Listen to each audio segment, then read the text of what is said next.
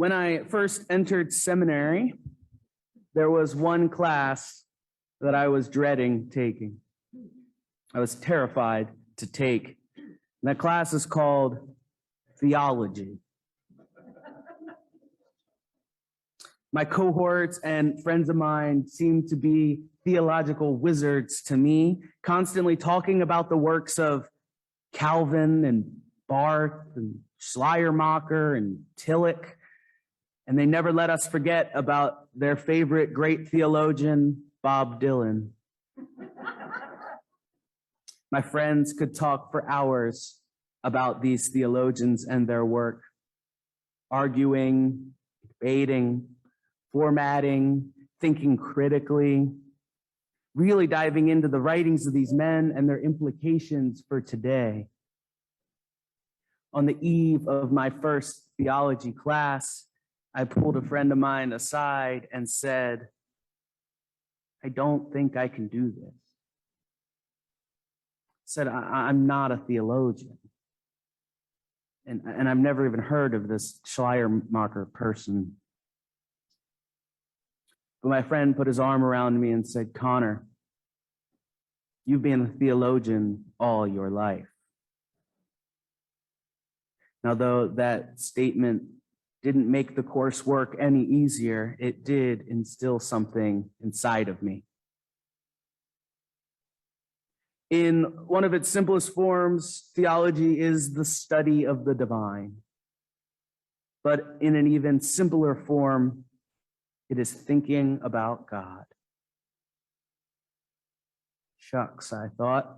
I've been thinking about God since I was about 6 years old, and I bet some of you have too, or maybe 16, or maybe 66. You've been thinking about God.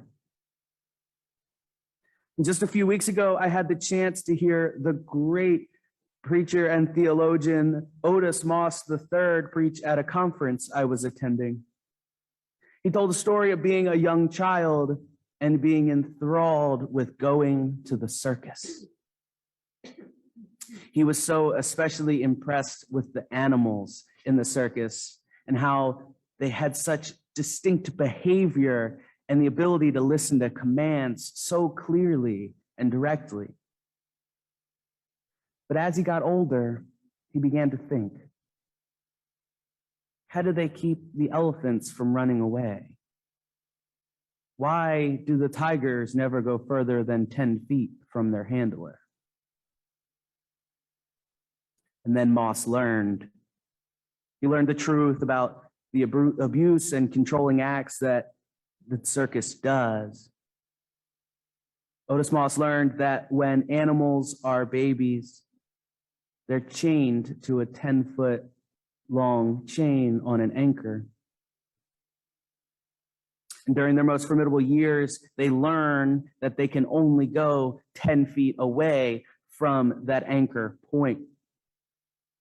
And as they get older and the chain comes off, they still don't realize that they don't have the chain anymore. And they don't go any further than that 10 feet. These animals are free. They're free to leave. They're free to run. They have no chains, but they don't move. They're being held back by the systemic chains that they believe to still be there. Friends, we are witnesses to the work of Jesus in Judea. We are witnesses to the work of Jesus in Jerusalem. We have shared a meal together following the resurrection. We are called, no, commanded to preach to the people and to testify that God appointed Jesus as ruler of all, the only one that can judge the quick and the dead. We know these things. We know these to be true. These are not new ideas. We know that everyone who believes in Jesus will receive forgiveness from sins. We know this. We've heard it, and we heard it twice today. But when one of you last week said to me, "Connor, I'm not the theologian here, you are. Can you help me out?" It was clear that we don't always remember that we know these things. I do not know what your chains are or who put them there, but I'm here to tell you that I don't think they exist anymore on you. This congregation is filled with many, many, many capable theologians. And it's important to remember there's not just one type of theologian. Actually, there are four main types of theology. There's biblical, historical, systematic or dogmatic, and practical. Biblical theology is the focus on specific ways that the unique voices in Scripture reflect on the larger questions of theology and the relationships of actions and activity between God and human creatures. Historical theology, likewise, is undertaken within the practices of faith, paying specific attention to all the movements of human history and the perspectives of biblically informed views of space and time, accounting for the dynamic movements of the dogmatic theology and practices of the church. Dogmatic theology's goal is forming practice faithfulness. And the goal of practical theology is to reflect intentionally on present practices and their ingredients that theology has in order to critically discern their shape and character so as to deeper the faithful practices, correct those that are wrong or sinful, and discern with greater clarity how to live out biblical values. Easy, right? No, so biblical is read the Bible and act on the Bible. Historical is look at history, look at traditions. Dogmatic, form practices from the systems. Practical, do the practices. These are all things that you have been doing. You may have just not known what they were called.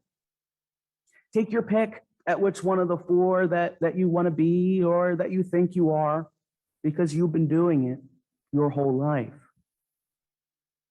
But knowing this does not make the course any easier, but it does instill something inside of you, something that can empower you to complete the work that God has called you to do, me to do, us to do, we to do together. You all may have heard the phrase, one size fits all. But if you look anything like me, you know that this is rarely true. But I had an epiphany while at the Naval Academy football game yesterday. During the halftime, the Marine Silent Drill Platoon came out. Maybe you've seen them before, maybe you've heard about them. They come out in uniform, marching together with 10 and 1/2 pound M1 rifles with fixed bayonets, not saying a word, but moving and formatting with each other so flawlessly and so seamlessly. And it's amazing to see. The most impressive part to me is when they flip and twirl and toss the rifles back and forth with each other. It blows my mind every time.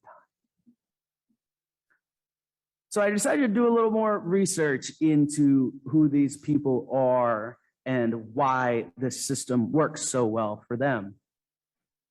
And I found out to be a part of this drill platoon that you must be a male. You must be between 5'11" and 6'1", and you must be in the median weight of your height.